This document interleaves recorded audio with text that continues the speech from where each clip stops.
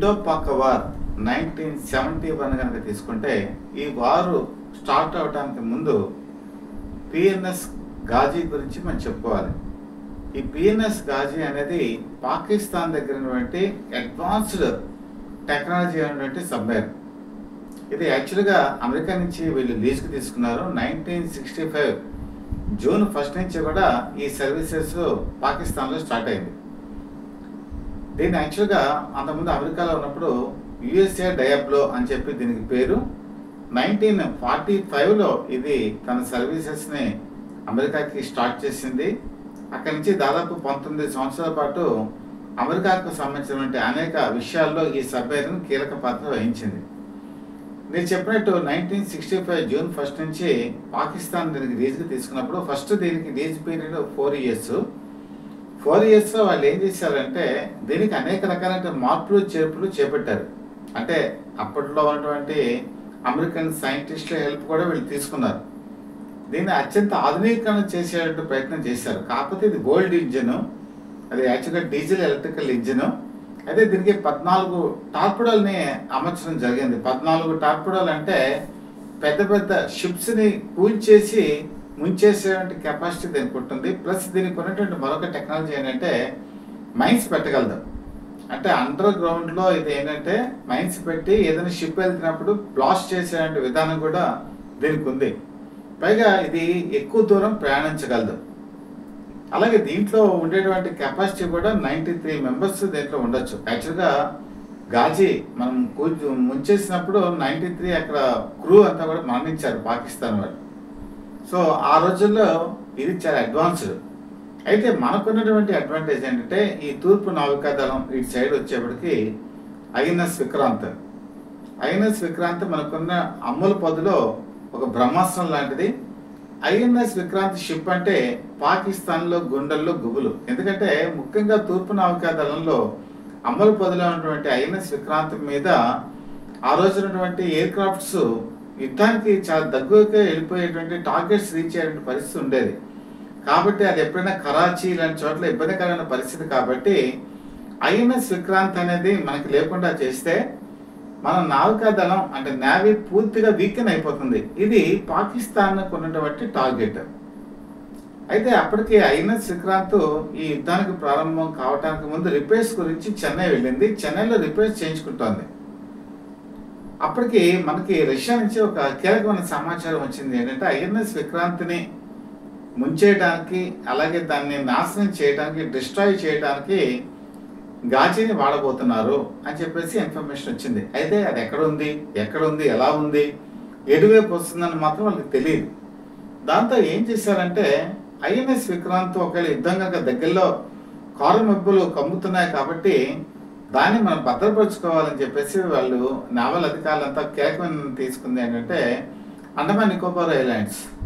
Andaman Nicobar islands మనకి చాలా safest place. పైగా దాన్ని ఒక చోట నిక్షిప్తంగా పెట్టారు. అంటే ఎక్కడ బయటికి కనిపించదు.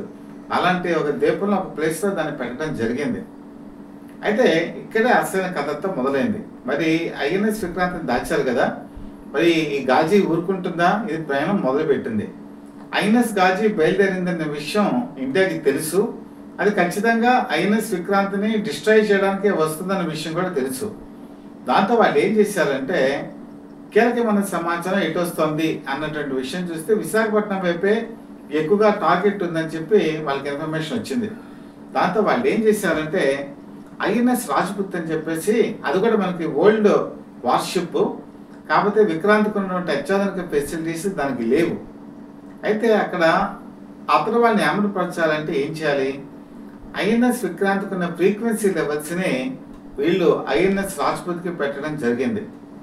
ఐఎన్ఎస్ రాజ్పుత్కి ఈ ఫ్రీక్వెన్సీ లెవెల్ పెట్టి మాట్లాడుకుంటున్నప్పుడు జనగా ఏదైనా సరే ఒక సమాచారాన్ని డీకోడ్ చేసుకుంటూ ఉంటారు అవతల పక్షం వాళ్ళు కూడా. ఆ రోజుల్లో యుద్ధంలో ఇలాంటి సిస్టమ్స్ ఎక్కువగా వాడుకునే వాళ్ళు ఇప్పటికీ ఉందనుకోండి. అందులో వాళ్ళు ఏంటంటే ఈ ఫ్రీక్వెన్సీ లెవెల్ చూసి నిజంగా ఐఎన్ఎస్ విక్రాంత్ విశాఖపట్నంలోనే ఉంది అని చెప్పేసి వాళ్ళు ఆలోచించారు. కానీ అప్పటికే వాళ్ళ కన్ఫర్మేషన్ వాళ్ళు చేసుకోవాలి. కాకపోతే ఈ లోపల ఏం చేశారంటే నావల్ అధికారులు మరొక కీలకమైన నిర్ణయం తీసుకున్నారు. విశాఖపట్నంలో ఉన్నటువంటి మార్కెట్లో ఉంటే పెద్ద పెద్ద ఈ ఫిషెస్ కానీ, తర్వాత మీట్ అంటే మాంసం కానీ, ఎగ్స్ కానీ, మిల్క్ కానీ ఇలాంటి ప్రొడక్ట్స్ అన్ని భారీ ఎత్తున కొనుగోలు చేయడం ప్రారంభించారు. జనరల్గా ఇవి ఎందుకు కొనుగోలు చేస్తారంటే ఐఎన్ఎస్ విక్రాంత్ చాలా పెద్దది, ఎయిర్ క్రాఫ్ట్స్ చాలా ఉంటాయి అందులో, హెలికాప్టర్స్ కూడా దాని మీద లాంచ్ చేయొచ్చు, క్రూ ఎక్కువగా ఉంటారు, సిబ్బంది ఎక్కువగా ఉంటారు, వాళ్ళు మెయింటెనెన్స్కి భారీ ఎత్తున ఈ ఫుడ్ అనేది అవసరం. ఐఎన్ఎస్ విక్రాంత్కి తప్ప మిగతా వాటికి అంత పెద్ద ఎత్తున స్టాక్స్ తీసుకోరు. అయితే ఈ సోర్సెస్ ఆఫ్ ఇన్ఫర్మేషన్ అనేక రకాలుగా ఉంటుంది. అంటే పాకిస్తాన్ కూడా మన విశాఖపట్నం నుంచి కూడా కొంత కీలకమైన సమాచారం వెళుతూ ఉంటుంది. దాంతో వాళ్ళకి వెళ్ళినటువంటి ఇన్ఫర్మేషన్ ఆధారంగా వాళ్ళు ఏం అర్థం చేసుకున్నారంటే ఐఎన్ఎస్ విక్రాంత్ విశాఖపట్నంలోనే ఉంది అని వాళ్ళు కన్ఫర్మ్ చేసుకున్నారు. కన్ఫర్మ్ చేసుకొని ఈ పిఎన్ఎస్ గాజీని విశాఖపట్నం వైపు తరలించారు. ఇది విశాఖపట్నం వచ్చేసింది, లోపల వాటర్లో అండర్ వాటర్లో ఇది సేఫ్గా ల్యాండ్ అయింది. సేఫ్గా ల్యాండ్ అయ్యి ఇది టార్గెట్స్ గురించి వెయిట్ చేస్తుంది. అంటే ఐఎన్ఎస్ విక్రాంత్ ఎలాగ మనం డిస్ట్రాయ్ చేయాలి అని అది లోపల అనేక రకాలంటే ఒక టార్గెట్ ఓరియంటెడ్గా వచ్చింది. కాకపోతే అక్కడే ప్రాబ్లం వచ్చిందంటే ఈ డీజిల్ ఎలక్ట్రికల్ ఇంజిన్లో కొంత ప్రాబ్లమ్స్ తలెత్తాయి. దాంతో వాళ్ళు ఏం చేశారంటే దాని రెక్టిఫికేషన్ గురించి ప్రయత్నం చేయడం మొదలుపెట్టారు. ఆ విధంగా వాళ్ళు ఏంటంటే కొంత వాళ్ళకి ఈ టార్గెట్ చేసుకోవడానికి వాళ్ళకి టైం కొంత దొరకలేదు. యాక్చువల్గా 93 క్రూ కూడా అందులో ఉన్నారు. వాళ్ళు కూడా రకరకాల ప్రయత్నాలు చేస్తున్నారు. ఇది ఓల్డ్ సబ్మెరీన్ కాబట్టి ఆ రోజుల్లో అంత స్పీడ్గా అయ్యేటువంటి నెట్వర్క్ వాళ్ళకి లేదు. అప్పటికే వాళ్ళు ఏం చేశారంటే ఈ విశాఖపట్నంలో వాళ్ళు ఈ జనరల్గా సబ్మెరీన్ ఏంటంటే నైట్ టైమ్స్ ఈ ఆక్సిజన్ గురించి వాటి గురించి డెప్త్లోంచి మళ్ళీ పైకి వచ్చేది. అంటే ఇది ఓల్డ్ సబ్మెరీన్ కదా, వాళ్ళు పైకి వచ్చినప్పుడు పైన ఒక ఆయిల్గా ఒక తెరలుగా ఏర్పడింది. యాక్చువల్గా ఈ ఫిషర్మ్యాన్స్ ఏం చేశారంటే ఈ మామూలుగా చేపలు పట్టడానికి వాటికి సీ మీద ఎడుతుంటారు. కొంత దూరం వెళ్ళిన తర్వాత వాళ్ళకి ఈ మన మరకలుగా కనిపిస్తాయి కదా ఆయిల్, ఈ నీటి తెడ్డు మీదలాగా ఉంటాయి. వాటిని చూశారు. చూసి వాళ్ళకి ఆశ్చర్యం అనిపించింది. ఎందుకంటే అంత ఆయిల్ అనేది ఎక్కడ కొంత దూరం వెళ్ళిన తర్వాత కనిపించదు. దాంతో వాళ్ళు ఏం చేశారంటే నేవల్ అధికారులకి ఇన్ఫర్మేషన్ ఇచ్చారు. ఇలా ఆయిల్ అనేది ఎక్కువగా కనపడుతుంది, ఒకసారి మాకు డౌట్గా ఉందని. అంటే వాళ్ళ యొక్క సబ్మెరీన్ కానీ అలాగా అనుకోలేదు వాళ్ళు. దాంతో నేవల్ వాళ్ళు కూడా వచ్చి చూశారు. చూసి ఇక్కడ ఏదో తేడా కనపడుతుంది అని, బయటకు ఎలా కనపడుతుంది, అది లోపల ఉంది సబ్మెరీన్, చాలా డెప్త్లోకి వెళ్ళేటువంటి కెపాసిటీ అప్పుడు గాజీకి ఉంది. వాళ్ళు ఏం చేశారంటే అండర్ డ్రైవ్ చేసేటువంటి కొంతమంది ఈతకాళ్ళని పంపించారు. వాళ్ళు లోపలికి వెళ్ళి మొత్తం అంతా సెట్ చేశారు. సెట్ చేస్తే వాళ్ళకి ఏమి కనిపించలా గజ ఈతకాలు వాళ్ళు. చివరికి నేవల్ వాళ్ళే ఏం చేశారంటే వాళ్ళు డ్రైవ్ చేసుకుంటూ కొంత దూరం వెళ్ళిన తర్వాత వాళ్ళకి అర్థమైన విషయం ఏంటంటే ఏదో ఒకటి అక్కడ సబ్మెరీన్ అయితే ఉంది, అదైతే ఇండియాది కాదు. అదే వాళ్ళు గాజీ అని కూడా అనుకోలే, కానీ ఎక్స్పెక్టేషన్ మాత్రం చేశారు. ఎందుకంటే ఆ రోజుల్లో ఏకైకమైనటువంటి సబ్మెరీన్ ఏదైనా ఉంది అంటే అత్యాధునికమైంది ఆ రోజు పాకిస్తాన్ అమరపదిలో పిఎన్ఎస్ గాజీనే. కాబట్టి మన వాళ్ళకి కూడా అర్థమైపోయింది పిఎన్ఎస్ గాజీ ఇక్కడ గురించి వెయిట్ చేస్తోందని. వాళ్ళు ఆ ప్లేస్ లొకేట్ చేసుకోవడానికి ఏం చేశారంటే ఈ ఐఎన్ఎస్ రాజ్పుత్ని నేను చెప్పినట్టు ఈ ఫ్రీక్వెన్సీ లెవెల్స్ని వాడుకున్నారు. చాలా దగ్గరికి తీసుకొచ్చేస్తారు రాజ్పుత్ని కూడా ఆ టార్గెట్ ఓరియంటెడ్ ప్లేస్. ఎందుకంటే అది టార్పిడోలు దాన్ని కొట్టాలి అంటే అది దగ్గరికి రావాలి, లేదా కొంచెం ముందుకు ఇదైనా రావాలి. దాంతో ఒక నిర్దిష్టమైన ప్లేస్కి వచ్చిన తర్వాత వాళ్ళకి కన్ఫర్మ్ అయింది అక్కడ ఈ పిఎన్ఎస్ గాజీ ఉందని చెప్పి. ఐఎన్ఎస్ రాజ్పుత్ బాగా డెప్త్ ఛార్జెస్ని రెండింటిని కిందకి వదలటం జరిగింది. డెప్త్ ఛార్జెస్ అంటే ఏంటి, ఇది యాక్చువల్గా ఏంటంటే సబ్మెరీన్స్ని డిస్ట్రాయ్ చేయడానికి బ్రిటిషర్స్ ఈ డెప్త్ ఛార్జెస్ని డెవలప్ చేశారు.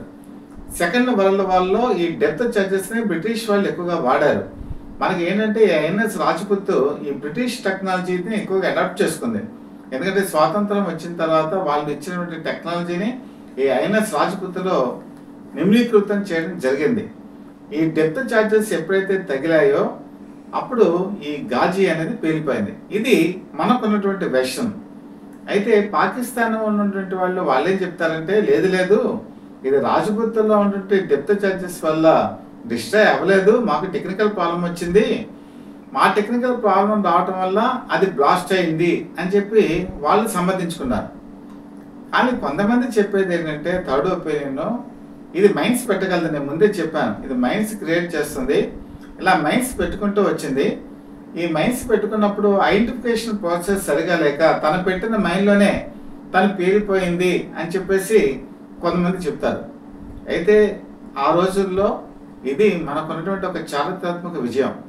పిఎన్ఎస్ గాజీని ఎప్పుడైతే మరి పాకిస్తాన్ కోల్పోయిందో ఐఎన్ఎస్ విక్రాంత్ రియల్గా యుద్ధరంగంలోకి వచ్చేసింది. వార్ డిక్లేర్ అయింది. వార్ డిక్లేర్ అయిన తర్వాత విక్రాంత్ తన అసమాన ప్రతిభ చూపించింది. అయితే ఎయిర్ క్రాఫ్ట్స్ అనేవి కూడా దాని మీద ఉన్నాయి కాబట్టి చిట్టగాంగ్ ఇలాంటి పరిసర ప్రాంతాల నుంచి కరాచీ మీద దాడి చేసింది. హార్బర్స్లో చాలా అటువంటి షిప్స్ని ముంచేయడానికి ఇక్కడ ఉన్నట్టు విమానాలే తోడ్పడ్డాయి. ముఖ్యంగా ఆ రోజు ఎయిర్ స్ట్రైక్ 1971లో మనం విజయం సాధించడానికి ప్రధాన కారణం ఏంటంటే ఎయిర్ స్ట్రైక్స్. ల్యాండ్ మీద ఉన్నటువంటి సోల్జర్స్ని కాపాడటంలో ఈ ఫ్లైట్స్ బాగా ఉపయోగపడ్డాయి. ఆ ఫ్లైట్స్ని పంపించేటువంటి ప్రక్రియలో భాగంగా ఐఎన్ఎస్ విక్రాంత్ చాలా కృషి చేసింది. ఆ రోజు పాకిస్తాన్ నుండి బంగ్లాదేశ్ విడిపోవడానికి ప్రధానమైనటువంటి కారణాల్లో ఐఎన్ఎస్ విక్రాంత్ కూడా చేసిన సేవలు చారిత్రాత్మకంగా భారతీయులు ఎవరు కూడా మర్చిపోలేరు. అంతటి గొప్ప విజయాన్ని ఐఎన్ఎస్ విక్రాంత్ మనకు సమకూర్చి పెట్టింది. అయితే ఇప్పుడు గాజీ విషయానికి వచ్చేప్పటికి ఈ గాజీ శకలాలు ఇప్పటికీ కూడా విశాఖపట్నం తీరంలోనే ఉన్నాయి. చాలా డెప్త్లో ఉంది ఇది. అయితే ఇది చాలామంది సబ్మెరైన్స్ మన వాళ్ళు కూడా ఐడెంటిఫై చేశారు. కానీ ఎవరు కూడా ఈ సబ్మెరైన్ శిథిలాలని కానీ శకలాలను కానీ తాకలేదు. చాలామందికి మన ప్రేక్షకులకు డౌట్ వస్తుంది, ఎందుకు శకలాలను తాకలేదు? ఎందుకంటే మన సాంప్రదాయం, మన వారు సాంప్రదాయంలో కూడా ఎవరైనా సరే ఈ నేవల్కి సంబంధించి ఈ శిథిలాలు కనుక్కుంటే వాళ్ళు స్వాతంత్ర వీరులు. అంటే ఆ రోజు సంగ్రామంలో అంటే వాళ్ళు ఇతరపక్షం వాళ్ళైనా శత్రుపక్షమైనా సరే వాళ్ళు కూడా అక్కడ ఒక మరణించినటువంటి వీరుల కింద పరిగణించి వాళ్ళని గౌరవిస్తూ ఆ శకలాన్ని తాకలేదు. ఇప్పటికీ కూడా ఆ శకలాన్ని తాకడానికి మన వాళ్ళు కూడా ఎప్పుడు ప్రయత్నం చేయలేదు కూడా. అంటే మనకున్న నిబద్ధత మనకు అర్థమవుతుంది. ఇప్పుడు ఈ గాజీ గురించి ఎందుకు చెప్పానో తెలుసా మీకు? గాజీ చాలా లేటెస్ట్ ఎక్విప్మెంట్, అత్యాధునికమైన ఇదేటువంటి సబ్మెరైన్ మనకు అవి లేవు ఆ రోజు. కానీ మనం ఎలా దాన్ని జయించగలిగామంటే చాణక్య నీతి, మనకున్నటువంటి చాణక్య నీతితో, తెలివితేటలతో, అసమానమైన ప్రతిభతో మనం ఏం చేసామంటే రకరకాలైనటువంటి వ్యూహాలతో ఎదురు వాళ్ళని కన్ఫ్యూజ్ చేసాం. ఉన్నది లేనట్టు, లేనిది ఉన్నట్టు భ్రమింపజేసాం. ఆ భ్రమలో వాళ్ళు ఏం చేశారంటే ట్రాప్లో పడ్డారు. ఆ ట్రాప్ చివరికి గాజీని కోల్పోయేట్టు చేసి చివరికి వాళ్ళు యుద్ధంలో కూడా ఓడిపోయేట్టుగా చేయడానికి కారణమైంది. ఇప్పుడు కూడా పాకిస్తాన్కి ఆ బుర్ర తక్కువతనమే బాగా ఎక్కువగా ఉంది. ఇప్పుడు మీరు చూడండి, ఈ 1971 వార్ గురించి ఇప్పుడు నేను చేస్తున్నా. ఆ రోజు సిమ్లా ఒప్పందం జరిగింది. సిమ్లా ఒప్పందం ఇందిరాగాంధీ అంత ప్రెషర్లో చేశారు. అమెరికా ఆ రోజు చాలా ప్రెషర్లో పెట్టింది. ఆ దాని ప్రకారం ఏంటంటే భుట్టో, ప్రధానమంత్రి ఇందిరాగాంధీ మధ్య ఈ జరిగినటువంటి సిమ్లా ఒప్పందం మనం 16,000 కిలోమీటర్లను ఆల్రెడీ ఆక్యుపై చేసేసాం ఆ వార్లో. అలాగే మనం ఇచ్చినటువంటి చేజికిచ్చినటువంటి భూభాగాన్ని తిరిగి పాకిస్తాన్కి ఇవ్వడం జరిగింది. ఇది సిమ్లా ఒప్పందంలో ఉంది. ఇప్పుడు పాకిస్తాన్ ఏమంటోంది, ఈ సిమ్లా ఒప్పందాన్ని మేము గుర్తించాం అని అంటోంది. మంచిది, చాలా మంచిది. ఎందుకంటే ఈ సిమ్లా ఒప్పందాన్ని వాళ్ళు రద్దు చేస్తున్నట్టు నోటితోనే చెప్తున్నారు. అదే కనుక పాకిస్తాన్ కనుక రిటర్న్గా కనుక ఇచ్చినట్టయితే ఇంకా బాగుంటుంది. ఎందుకంటే 16,000 మనం ఆక్యుపై చేసినట్టు 16,000 కిలోమీటర్లు మనకు వచ్చేస్తుంది. ఒకటి. రెండోది వాళ్ళ పాయింట్ ఏంటంటే ఎల్ఓసిని మేము గుర్తించాం. ఇది కూడా చాలా మంచి పాయింటే, మనకి చాలా ఉపయోగం. ఎందుకంటే ఎల్ఓసిని మనం గుర్తించలేదు అనుకోండి, మనం వెళ్ళి పాక్ ఆక్యుపైడ్ కాశ్మీర్ దగ్గర కూర్చోవచ్చు. అంతెందుకు కరాచీ దగ్గర కూడా వెళ్ళి కూర్చోవచ్చు. ఎందుకంటే ఎల్ఓసి లేదు కదా, ఇది మాదే అని చెప్పి మనం అనొచ్చు. కాబట్టి అది రిటర్న్గా కనుక ఇచ్చినట్టయితే మనకి చాలా అడ్వాంటేజ్. అంటే పాకిస్తాన్కు ఉన్నటువంటి తెలివితేటలు లేకపోవటం, అజ్ఞానం, తర్వాత ఎదుటి వాళ్ళ మీద ఇష్టం వచ్చినట్టు మాట్లాడటం, ఇవన్నీ కూడా ఏంటంటే రాజకీయాల్లో, యుద్ధాల్లో కూడా పరిణితి అనేది చాలా అవసరం. ఆ పరిణితి కనుక లేకపోతే అవివేకమైనటువంటి చర్యలు వస్తాయి. అవివేకమైన చర్యల్లో మనకు ఓటమి కూడా వస్తుంది. మనకంటే మనకు కాదు, పాకిస్తాన్కి. కాబట్టి అలాంటి అవివేకమైన చర్యలన్నీ కూడా పాకిస్తాన్ చేపట్టింది. కాబట్టి మరొక నిర్ణయం వాళ్ళు తీసుకుంది ఏంటంటే పైన ఎయిర్ స్ట్రైక్ అంటే గగనతలంలోకి వెళ్ళేటువంటి మన భారతీయ విమానాలను రద్దు చేస్తున్నామని చెప్పింది. ఓకే, రద్దు చేస్తున్నారు. ఇంతవరకు మన ఇండియా గగనతలం పైన పాకిస్తాన్ యుద్ధ విమానాలు వెళ్ళటానికి మనం అనుమతిస్తున్నాం. యుద్ధ విమానాలు, మాలు విమానాలు. ఇప్పుడు కనుక మనం నిర్ణయం తీసుకున్నాం అనుకోండి, పైనుంచి వాళ్ళు విమానాలు వెళ్ళకూడదని మనం నిర్ణయించుకున్నాం అనుకోండి, అప్పుడు ఏమవుతుందంటే ఎలా వెళ్ళాలి? భారతదేశం చుట్టూ తిరిగి వెళ్ళాలి. అంటే అక్కడ రవాణా విమానాలు ఎలాగ శ్రీలంక మీద నుంచి వెళ్ళాలి, లేదా చుట్టూ తిరిగి వెళ్ళాలి. ఇది ఎలా అవుతుందో తెలుసా? వాళ్ళ ఛార్జీలు తడిసి మోపిడు అంత అవుతాయి, ఎక్కడికి వెళ్ళలేనటువంటి పరిస్థితి. ఇప్పటికే ఆర్థికంగా చూస్తే పాకిస్తాన్ పరిస్థితి చాలా ఇబ్బందికరంగా ఉంది.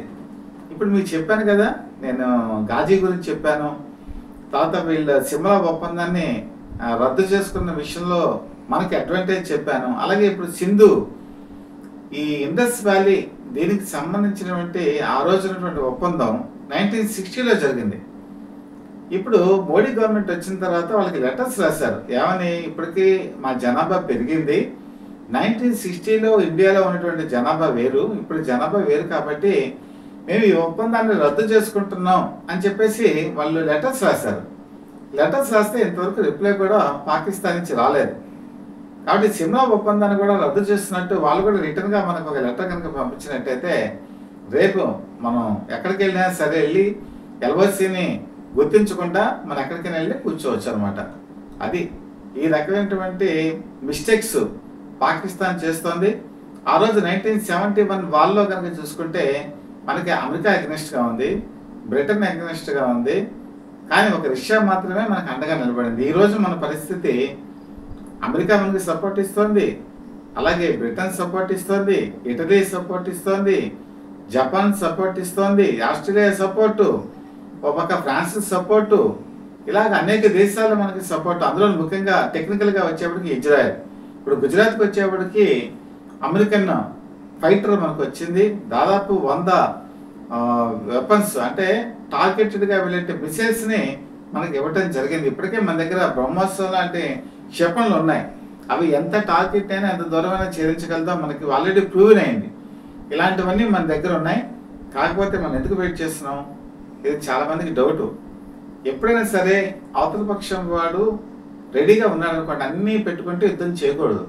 ఇప్పుడు వాళ్ళు అన్ని చోట్ల అలర్ట్ అయిపోయి ఉన్నారు. ఎయిర్ బేస్ అలర్ట్ అయి ఉంది, అలాగే నేవల్ అలర్ట్ అయి ఉంది, రాడార్ సిస్టమ్ యాక్టివేట్ ఉంది, ఆర్మీ అలర్ట్గా ఉంది.